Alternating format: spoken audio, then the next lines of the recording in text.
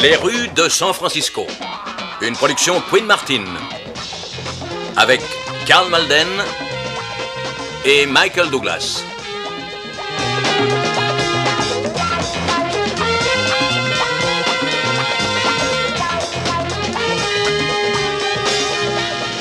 Avec Harold Gould, Michael Lerner, Heidi Vaughan, Robert Gentry, Barbara Baxley.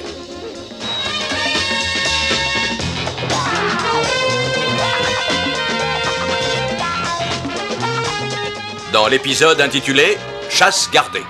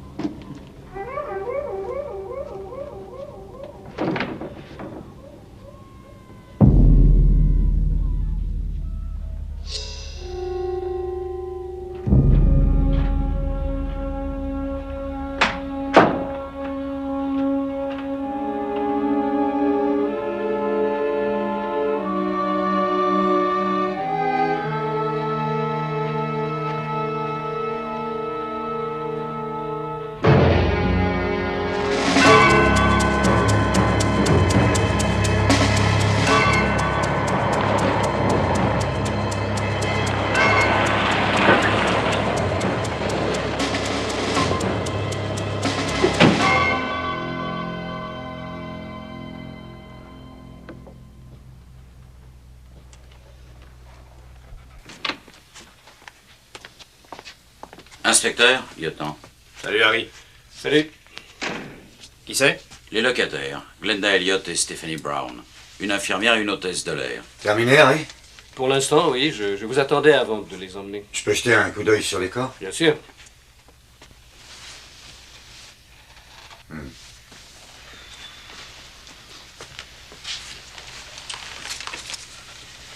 Les photos sont prises?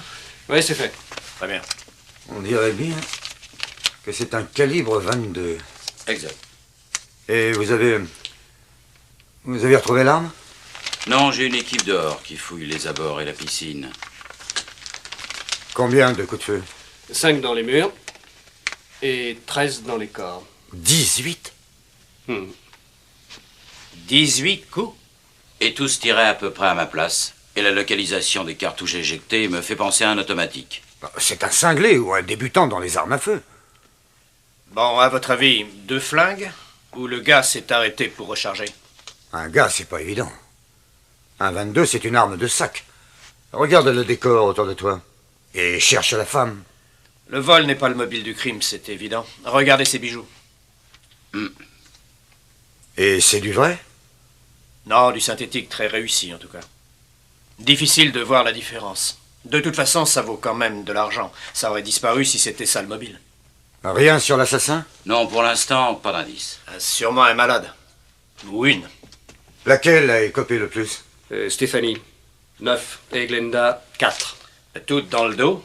Oui, sauf une dans l'épaule. La première cartouche, à mon avis. Et c'est elle qui était visée. Possible. Ça s'est passé vers quelle heure? Ce matin, entre 9h30 et 10. La troisième fille de la photo, quelqu'un la connaît?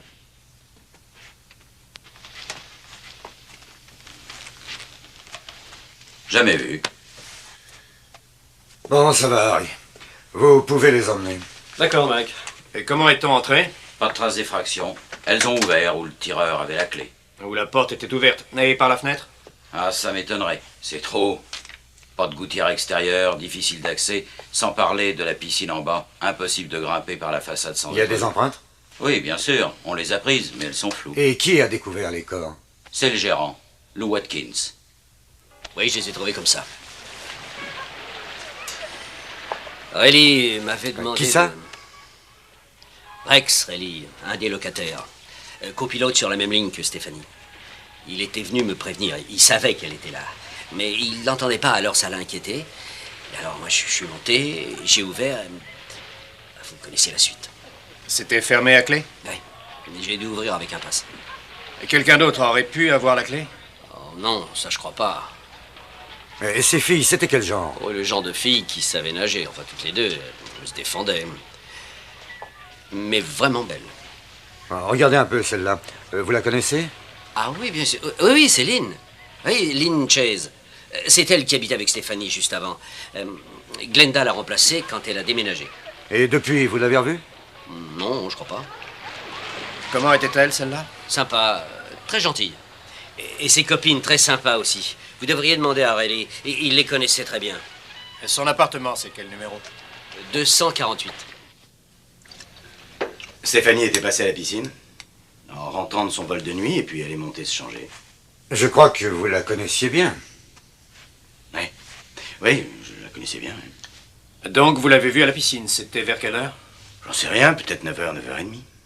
Et vous n'avez pas bougé de la piscine? Non, je n'ai pas bougé de la piscine. Enfin, du moins, jusqu'au moment où je suis monté la chercher. Vous pouvez demander à tout le monde. Et vous n'avez rien entendu? Pas de Non. cris, pas de coups de feu? Non, parce que la radio marchait à fond. Ça couvrait tous les bruits. Et celle-ci, vous la connaissez? Oui, c'est Lynn Chase. Elle est hôtesse pour la compagnie où je suis employé. D'ailleurs, c'est même grâce à elle que j'ai connu Stéphanie. On était sortis un peu ensemble, mais un soir, je suis monté à l'appartement, et là... Ah, je savais que j'étais pris. J'étais pas le premier, d'ailleurs. Je savais qu'elle allait m'avoir jusqu'à l'os. Mais je m'en foutais, vous voyez. Pourquoi elle voulait vous avoir? Une menthe religieuse. Enfin, presque. C'est-à-dire? Oh, vous me comprenez, une fille qui s'intéresse à vous dans le seul but de vous dépouiller. D'abord l'argent, la voiture, enfin tout est bon. Et quand il ne reste plus rien, elle passe à un autre. Autrement dit, en montant chercher Lynn à l'appartement, vous avez changé de partenaire. Et ça s'est passé exactement comme ça. Et Stéphanie était coutumière du fait avec Lynn? Non, après le dernier en date, non. Ça remonte à Phil Hewitt. Lynn devait l'épouser, ce type-là. Un garçon très bien, bonne situation. Malheureusement, Stéphanie avait jeté son dévolu sur lui. Lynn a déménagé pour ça, alors? Oui, comment, oui. Elle est devenue complètement folle quand elle s'en est rendue compte. Et ce Hewitt, il est dans le coin? Non, je ne l'ai pas vu depuis des lustres.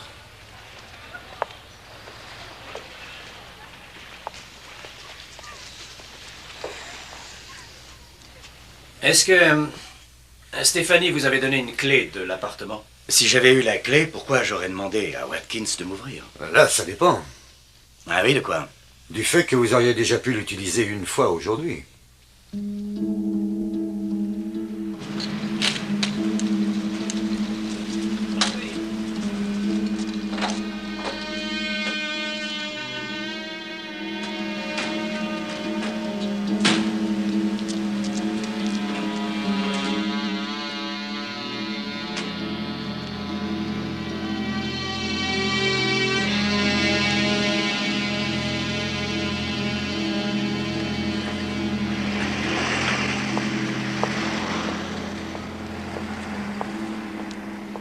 Ah, lieutenant, est-ce que je peux faire quelque chose pour vous? Oui, je crois que vous pouvez, monsieur Watkins. Vous avez une arme? Oui, j'en ai une. Mais pas si vite, hein. Croyez pas que j'ai quelque chose à voir là-dedans, moi. Quel calibre? Ah, c'est rien, c'est un tout petit truc. Vous voyez le genre, enfin, un pistolet pour rigoler. Oui, mais quel calibre? 22. Conroy, monsieur Watkins va vous remettre son arme. Vous l'envoyez à la balistique. Avec toutes celles que vous trouverez dans l'immeuble, hein? D'accord.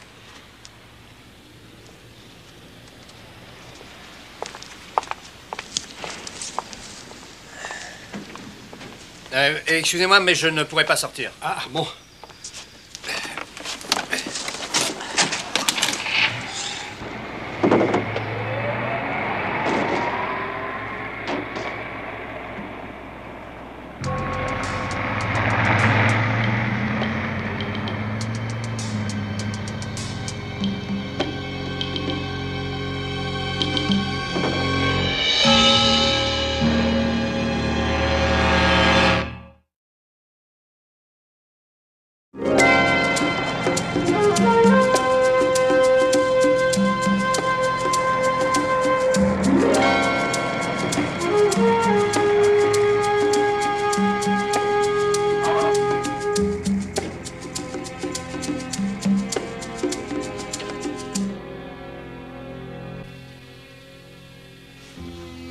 C'était bien à Santa Barbara?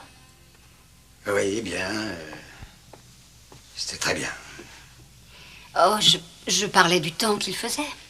Ah, beau fixe, jamais de brouillard, de parfum, des fleurs, enfin, toujours le climat idéal, quoi.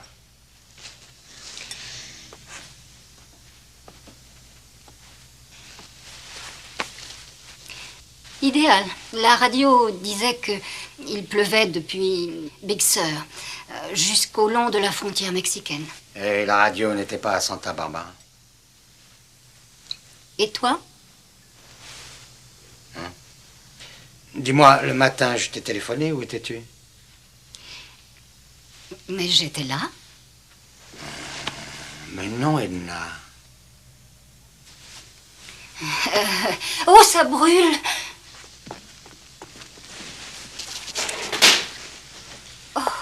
À 10h30, j'ai laissé sonner 10 fois et tu n'as pas répondu. C'est sûrement parce que... Oh, tu as dû te tromper de numéro. J'étais à la maison. Oui, j'y ai pensé et j'ai recommencé et j'ai encore laissé sonner 10 fois. Edna, où étais-tu? Je me lavais la tête, je me suis fait un shampoing.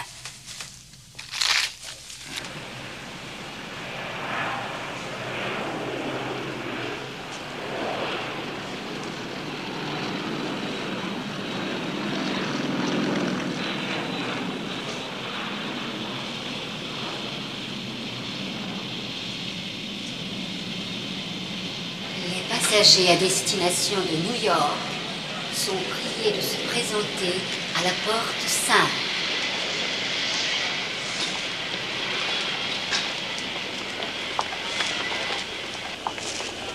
Mademoiselle Chase? C'est moi.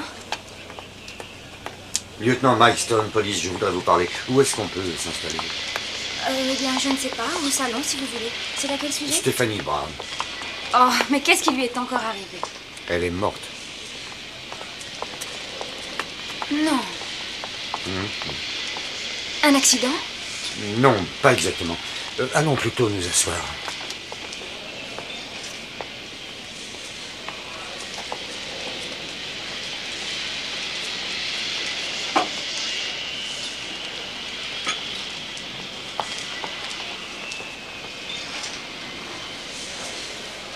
C'est une histoire de fou.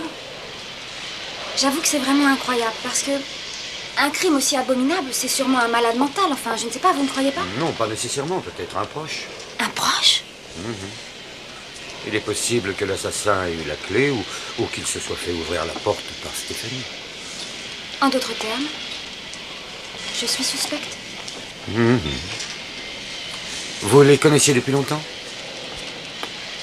Je connaissais peu Glenda. Je l'ai vue 2 fois. Steph, je la connais depuis 3 ans. On volait ensemble sur la même ligne. Alors on avait décidé de prendre un appartement en commun. Oh, mais ça, c'est franchement une chose incroyable. J'aurais pu être là, moi aussi. J'avais déménagé depuis 6 semaines à peine. Et pourquoi?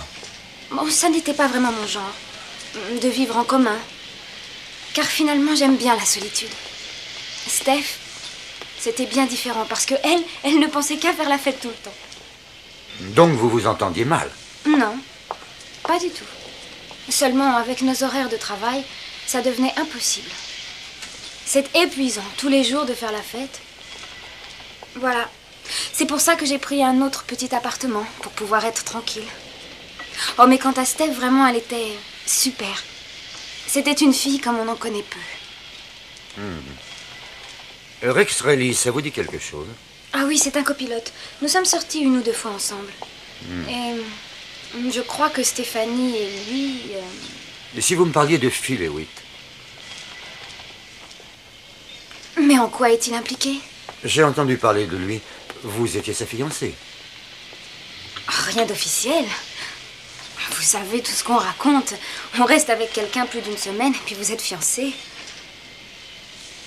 Et où est-il? Je n'en sais rien. Aux dernières nouvelles, il était quelque part aux Caraïbes, je crois. Mademoiselle, est-ce que vous avez une arme? Une arme? Non. Vous avez toujours une clé de l'appartement? Oh Oh non, je n'en ai plus du tout. En fait, je l'avais rendue au moment du départ. Et où étiez-vous à 10 heures ce matin? Parce que c'est l'heure du crime. Eh bien, ce matin, j'étais de service à 10 heures. Sur une ligne régionale, vol 302. Vous pouvez vérifier? Je le ferai.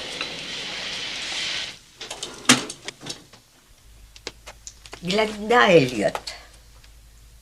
Je vais être franche avec vous, monsieur Keller. La préoccupation essentielle d'une fille de ce genre quand elle entre ici, c'est de relever la liste des docteurs. Et de s'en occuper l'un après l'autre dans l'ordre alphabétique. Et quand il ne reste plus que des internes, elle change d'établissement. Parce qu'elle n'aime pas les internes. Ils sont pauvres, monsieur Keller. Ce sont les laissés-pour-compte de la médecine. C'est tout ce que vous voulez savoir? Oui, madame. Aucune nouvelle information relative aux 2 jeunes filles retrouvées assassinées de sang-froid. Il semblerait que la police piétine devant l'absence apparente des mobiles du crime. L'enquête continue. Sans transition, le temps pour mardi. La pluie et les brouillards matinaux devraient peu à peu se dissiper dans l'après-midi.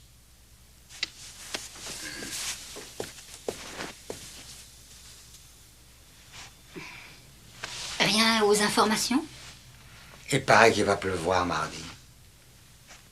Dis-moi, la rue Stagno, c'est dans ton secteur, je crois?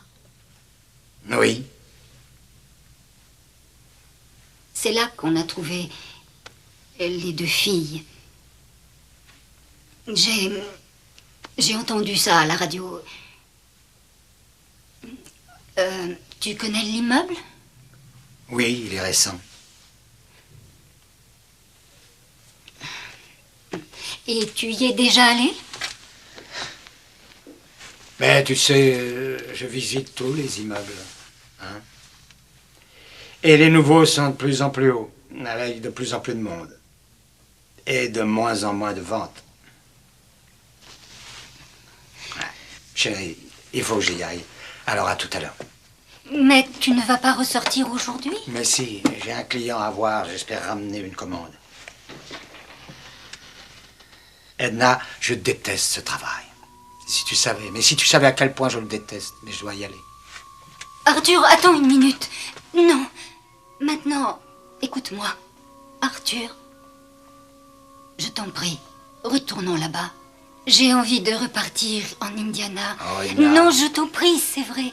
On n'a rien à faire ici. Tout recommencera comme avant. Tu verras, moi je travaillerai. Chérie, tu as fait assez de Oh, sacrifices. pour l'amour du ciel.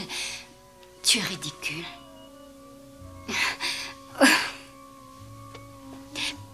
Tu sais bien que le travail n'est pas un sacrifice.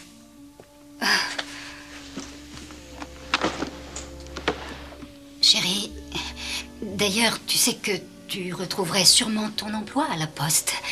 Et rappelle-toi, ils étaient tous contents de toi et tu l'aimais bien, ton travail. On était heureux à ce moment-là. Je sais bien que c'est moi qui ai voulu venir en Californie. Oh. Mais je vois maintenant que j'ai eu tort. Je t'en prie, Arthur. Repartons chez nous, tout de suite. Mais voyons, chérie, on a tous nos meubles ici. On s'en fiche des meubles. On les enverra. Écoute, si vraiment tu veux repartir, on peut se décider vite. On pourrait y aller ce soir.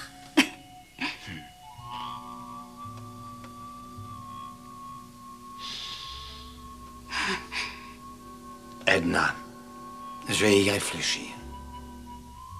Non. Bah, non. Je suis en retard, il faut que j'y aille. Arthur. Edna. Arthur. Je te promets d'y réfléchir. Non. Non.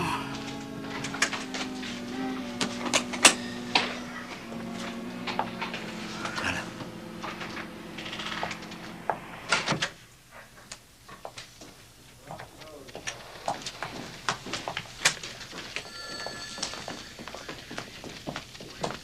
Vol 302. Lynn Chase. Vous êtes sûr? Mais à quelle heure est-ce qu'il a décollé? Oui, je vois. D'accord, merci. Rien enregistré au nom de Lynn Chase en matière d'achat d'armes. Ah, de toute façon, c'est sans importance.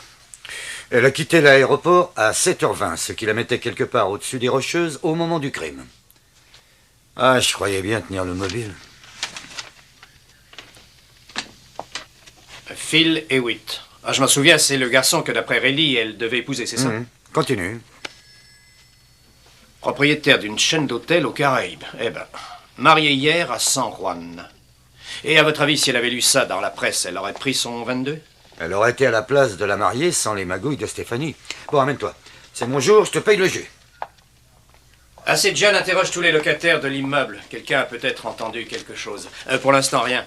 Ici, 3 revolvers, mais aucun 22. Au fait, celui de Watkins est négatif à la balistique. On n'a plus que Rayleigh, alors. Oui.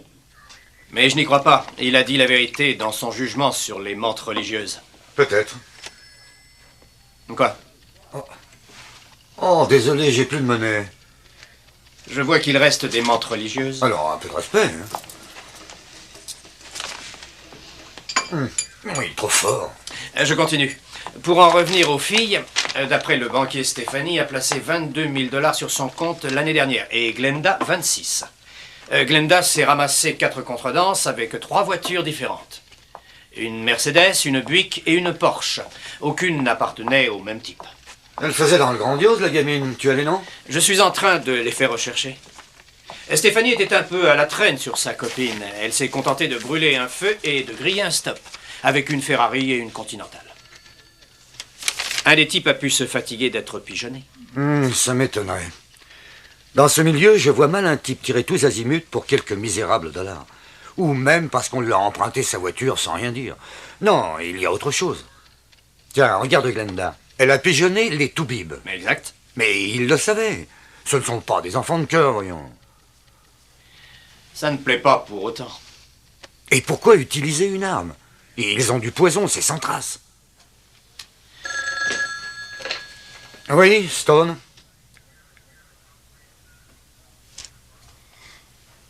Bon, on arrive tout de suite. Encore une infirmière de descendue avec un petit calibre. Où ça? Un appartement à côté de la poste. Le tueur a voulu s'enfuir, mais heureusement, nos gars l'ont coincé dans la tour.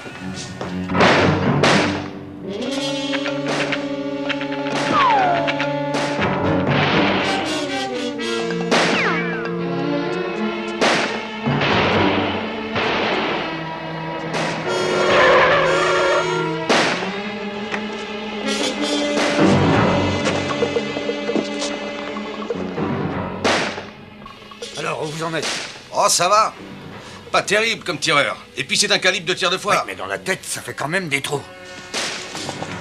Va prendre le volant. Mike. Il nous faut vivant, non? Allez, amène-toi.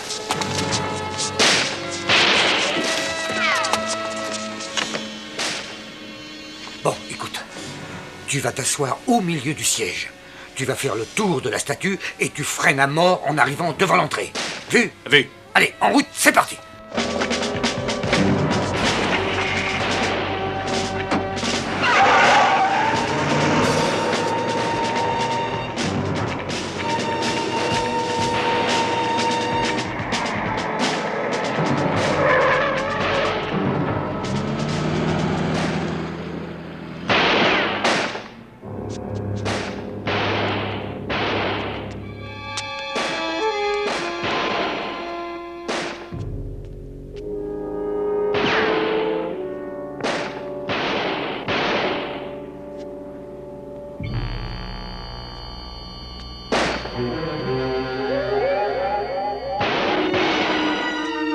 On ne bouge plus. Donne-moi ça. Demi-tour.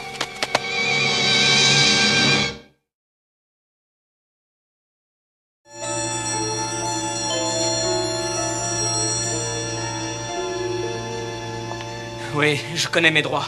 Et je ne veux pas d'avocat. D'accord, je l'ai tué. Et en quoi ça vous regarde? C'est pas à vous qu'elle a menti. C'est à moi. Et c'est pour ça que tu l'as tué? Si j'avais eu assez de balles, jamais vous ne m'auriez pris. Jamais. Maintenant, tu n'auras plus l'occasion de t'en servir. Là, vous rigolez. Écoutez bien. 2 ans au trou, logé nourri, c'est le maximum. Et je suis remis en circulation. Vous pariez? Pas avec le carton que tu as fait ce matin. Comment tu comptes t'en sortir? Quoi? Ah bon, tu veux un dessin? Rustagno, l'hôtesse de l'air, et sa copine descendues dans la chambre. Et justement avec un 22 automatique. Allez, en piste. Non. Aussi, mon gars. Où étais-tu à 10 h ce matin? Au Sequoia. J'étais même avec Stella. Stella Davis, la fille qui l'a tué. Et tu peux le prouver? Oui. Emplacement 14. Tu es revenu en ville à quelle heure? Ça fait 2 heures, je le jure. J'avais ramené Stella à l'hôpital. Elle était de service. Je lui ai dit au revoir et je suis parti. Mais elle m'avait pris mon portefeuille. Alors j'y suis retourné et je l'ai vu avec lui. Avec qui? Avec ce type. Je l'ai vu dans les bras d'un interne. Elle m'avait pas quitté depuis 2 minutes. Oh. Oui, c'est ça. Tim Doran. 1m75, cheveux bruns, 25 ans. Emplacement 14. Oui. Oui, c'est noté. Et vous êtes monsieur Kelly? Oui, Brad Kelly. Eh bien, je vous remercie beaucoup. Oui, c'est ça. Au revoir. Il était bien au camp. Il a même eu une amende pour avoir fait du feu. À 9 h moins le quart ce matin. Et maintenant? Une femme. Il y a sûrement une femme qui se balade avec un 22 automatique quelque part. C'est une obsession. Oui, j'écoute. Comment vas-tu, mon grand? Attends une seconde. Ah, c'est John, du nouveau. À 10 h moins le quart ce matin. La quarantaine, des cheveux blonds délavés. Talons plats. Et une robe marron avec des fleurettes. Marron avec des fleurettes? Exactement. Une nouvelle locataire. Nancy Evans. C'est mon premier jour dans l'immeuble et 2 de mes voisines viennent de passer l'arme à gauche. Ah, c'est la joie, non? Vous auriez une petite minute, madame? Écoutez, sergent, je l'ai vue exactement comme je vous vois. Environ 9h30, 10h, 10h moins le quart. Et elle était là, plantée dans le couloir à côté de la porte de l'appartement. Allez, continuez. Une dame très quelconque, dans la quarantaine, je suppose. Des chaussures à talons plats, une robe marron avec des petites fleurs et des cheveux blonds filasses.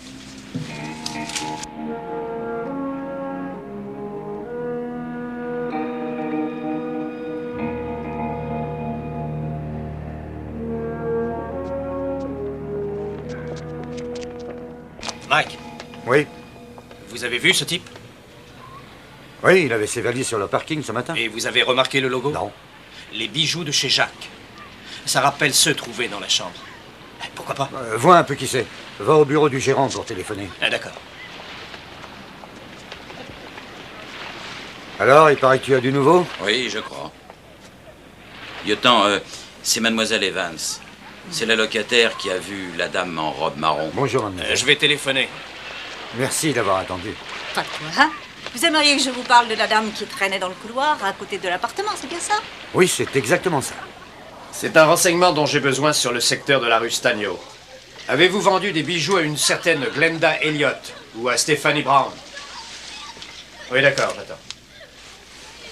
Vous pourriez fermer cette porte? Merci.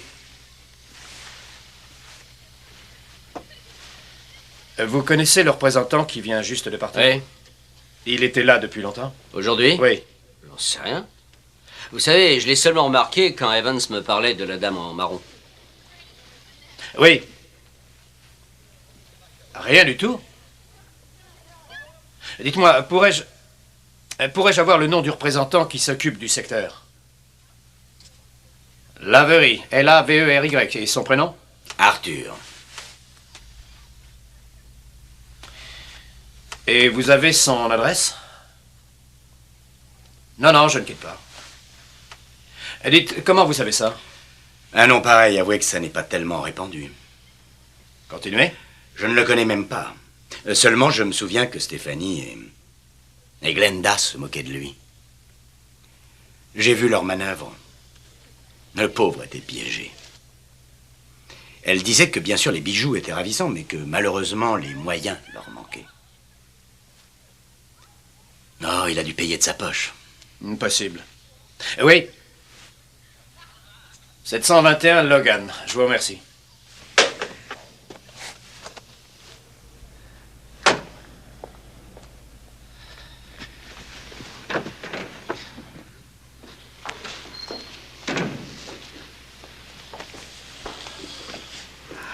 Oh chérie, je suis si contente de partir. Si tu savais. Je suis tellement heureuse. Edna, ce qui est fait est fait. Chérie, écoute-moi. Quoi qu'il arrive, je t'aime. Tu sais, je suis retourné à l'immeuble aujourd'hui et je sais ce qui s'est passé. Et je sais que... je sais que tu y es allé.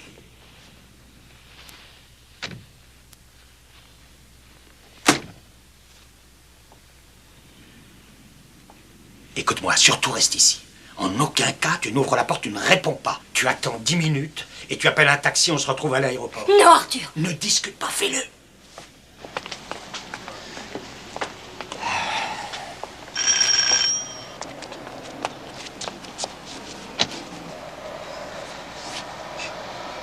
Peut-être qu'il vit tout seul. Oui, ou avec une dame qui porte une certaine robe marron avec des Toujours fleurettes. rêvé.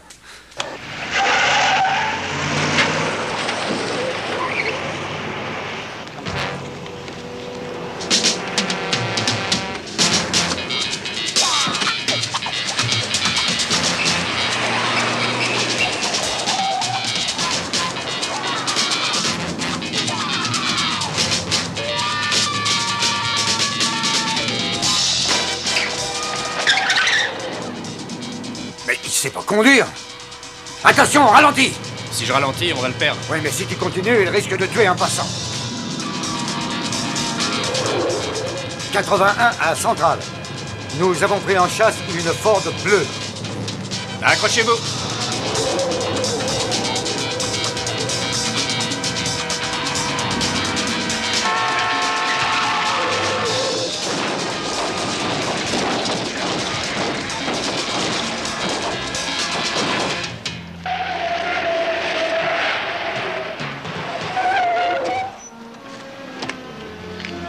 Vite, appelez une ambulance.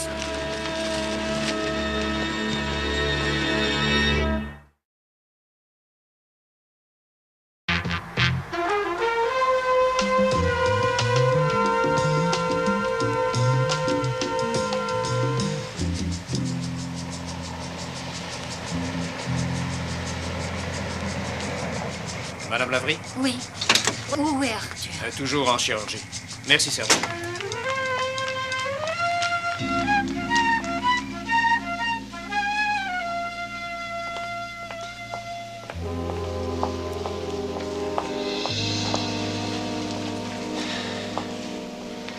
Madame Lavry, votre mari a une hémorragie interne. Plusieurs fractures aux jambes. Son état est assez grave. Où est-il? Je veux... Non, non, écoutez-moi. Comment? Venez, on va aller boire un café. Non. Mais si, ça va vous faire du bien. Puis de toute façon, il faut attendre. Alors on va aller s'installer là-bas devant un café.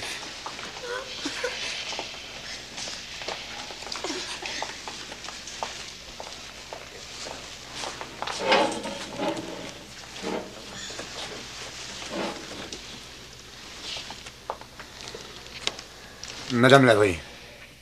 Madame Lavry. Savez-vous qu'on vous a vu dans ce fameux appartement? Oui, oui. Oui, ça je le sais. Mais ce n'est pas la faute d'Arthur. Vous ne savez pas comme c'est dur pour lui de mener cette vie-là. Se lever à l'aube tous les matins et traîner cette énorme valise tous les jours. Et de sonner aux portes tous les jours que Dieu fait et de déjeuner seul tout le temps devant son journal et travailler comme une bête pour faire son quota. Et il rentre à la maison épuisé, harassé, désespéré. Vous croyez que c'est une vie? Non, je reconnais que c'est pénible. Alors, ce n'est pas difficile d'imaginer ce qui ce qui s'est passé, du moins de comprendre la réaction d'Arthur au moment où il a sonné à cette porte et que les deux filles en question ont ouvert. Elles ont sans doute dû l'inviter à entrer. Et peut-être même lui ont-elles offert de boire un café. Et de fil en aiguille, je suppose que de son côté, il a dû leur faire cadeau de plusieurs échantillons. Il les a vus plusieurs fois? Oh, je pense que oui. J'en suis sûre et certaine. Mais il ne s'est rien passé entre eux, si c'est ce que vous pensez. Ces deux créatures ont sûrement joué... Enfin, vous voyez, elles ont joué avec lui comme... Oh, comme un chat avec une souris. Comment savez-vous qu'il les rencontrait? J'avais remarqué dans sa valise la disparition de plusieurs bijoux. Alors je lui ai demandé ce qu'il en avait fait et j'avoue franchement, ma surprise, c'était la première fois que je voyais Arthur mal à l'aise et surtout pour un détail. Et comme j'insistais, il a répondu que malheureusement il avait laissé sa valise dans la voiture et qu'on lui avait volé les bijoux. Mais je sais bien que tout ça c'était des histoires. Et j'ai découvert le fin mot pour les fleurs. Les fleurs? Et quelles fleurs? Arthur a voulu les épater et il leur a fait envoyer des fleurs. Pour $15, le pauvre. Seulement, le malheureux, il a payé avec notre carte de crédit. Aussi, j'ai facilement trouvé l'adresse. Et d'ailleurs, j'avais la clé, alors... Vous aviez la clé? Et d'où venait-elle? Mais... Oui, d'ailleurs, je crois que je dois toujours l'avoir dans mon sac. Voilà. C'est ça, je l'avais trouvée dans la poche d'Arthur en fouillant sa veste. J'avais décidé d'aller là-bas et de faire en sorte qu'elle laisse Arthur tranquille parce que ça avait trop duré. J'en avais assez. Vous les avez tués? Moi? Non. Pourquoi? Qu'est-ce que vous allez penser? Elles étaient déjà mortes, d'ailleurs. La porte était entr'ouverte, je l'ai poussée pour entrer et c'est là que je les ai vues. C'était affreux. Je suis ressortie en courant. Vous êtes consciente de ce que vous dites? Vous nous dites que c'est votre mari l'assassin. Non. Non.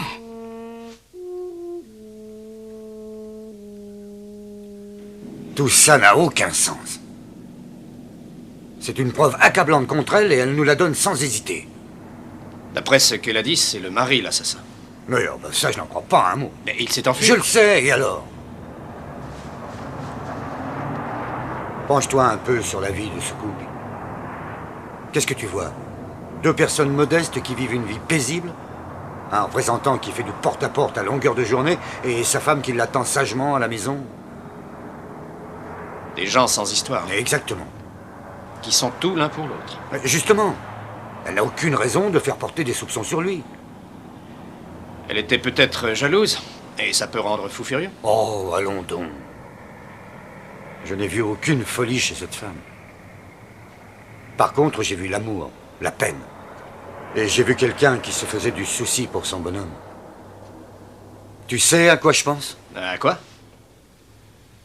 Elle nous a raconté exactement ce qu'elle a cru qui s'était passé. Qu'il est tombé sur ses deux filles, qu'il en a perdu la tête et qu'ensuite, il ne savait plus comment s'en sortir.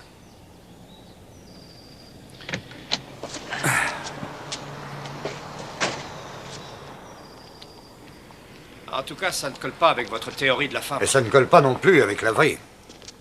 Donne-moi ton idée sur le personnage. D'accord. Notre gaillard fait du porte-à-porte et il gagne sa croûte durement. Et il ouvre un jour une certaine porte pour tomber sur le paradis. Deux créatures de rêve lui remettant leur clé en disant « Viens quand tu veux ». Et en voyant que la clé a disparu, il pense à quoi?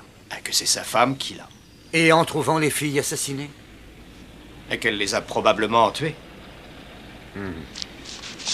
Donc chacun croit l'autre coupable et chacun cherche à protéger l'autre. Exactement. Et ça, c'est une preuve d'amour. Possible.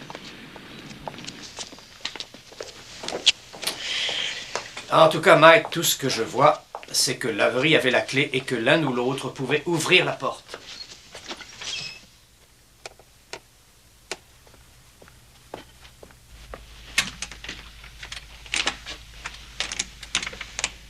bizarre. Bon, donne.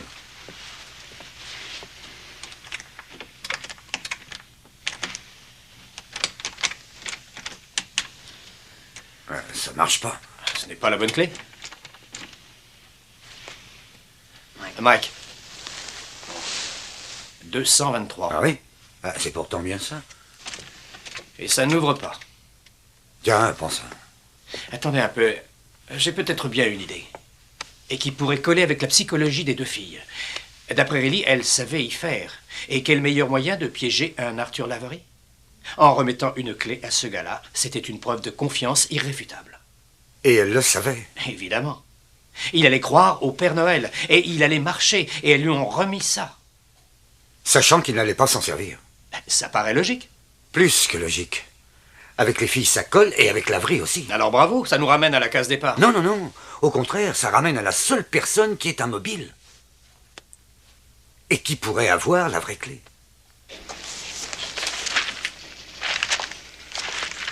Voilà, Linchez. Ah, voilà. Parti sur Denver Vol 302. Départ 7h20, arrivée 9h02, ensuite Denver à Chicago et retour. Ça vous va? Formidable. Et vous dites que Linchez était sur ce vol? Ah oui. Linchez. ETA. Heure approximative d'arrivée. Heure approximative d'arrivée, ETA. 15h55. Oui, oui, je vois, c'est bien ça. Vous voyez, ça colle bien avec ce qu'elle a dit. Bah, je ne suis pas aveugle, n'importe quel idiot verrait ça. Jeune homme, est-ce qu'il est possible que des hôtesses, par moment, se remplacent à l'amiable? Vas-y à ma place, à charge de revanche. C'est contre le règlement? Ce n'était pas sa question. Ça arrive. Donc, ceci ne constitue pas une preuve absolue de la présence d'un membre de l'équipage à son poste. Non. Ouais. Vous avez d'autres arrivées pour San Francisco à la même heure, vers 15h? J'ai le vol 86 en provenance de San Diego, arrivé 14h55 par Los Angeles. Parti à quelle heure? À 11h. Il n'avait pas de retard, celui-là, ça peut vous aider. Impossible. Et à quelle heure exacte est arrivé le vol de retour Chicago-Denver-San Francisco? Chicago-San Francisco, 15h22. Et il a eu du retard à cause du vent contraire. 15h22. Exactement. 15h22.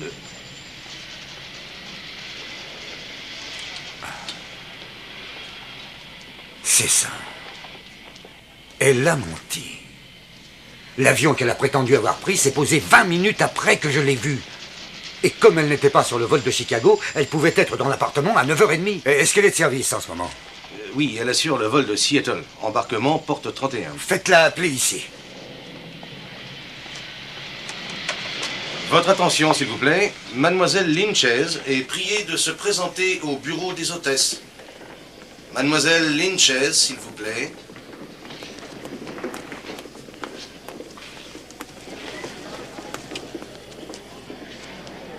Vol 19 à destination de Chicago. Embarquement immédiat.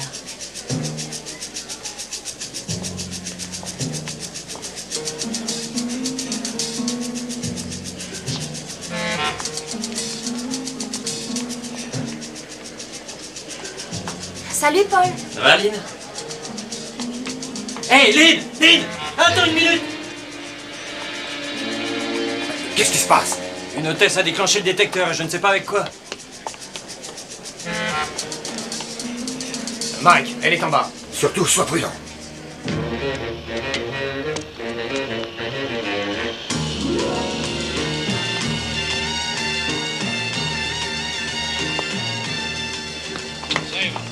Tout de suite.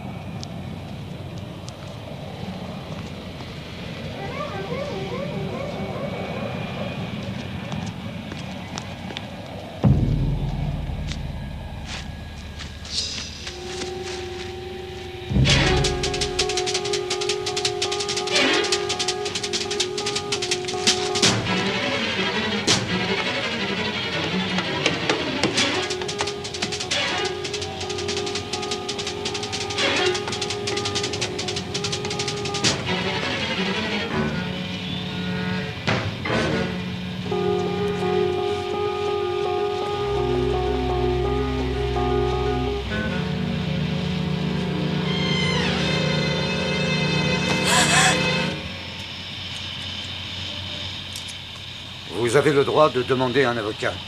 Et vous avez le droit Quelle de... importance maintenant?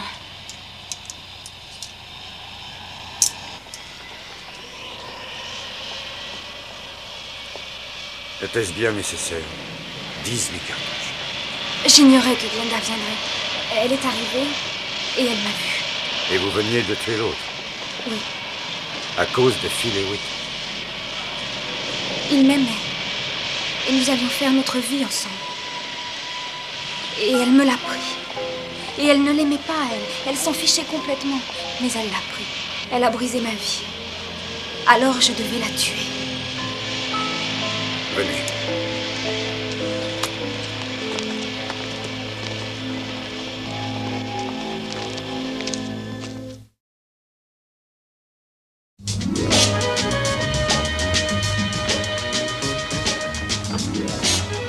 Tu sais, je suis content que le pauvre Arthur s'en soit sorti. Ah, moi aussi. Mais il lui faudra du temps pour rembourser les bijoux, même en toc. Surtout avec le salaire qu'il va gagner à la poste. Mais tu sais, dans un sens, je comprends qu'il laisse tomber la vente. Passer son temps en voiture, ou dans les étages, des horaires de dingue, avoir toujours l'impression d'embêter les gens. Je connais bien cette impression. Je la connais aussi. Attendez une minute. Si vous conduisiez pour rompre un peu la monotonie. Ça, c'est une idée.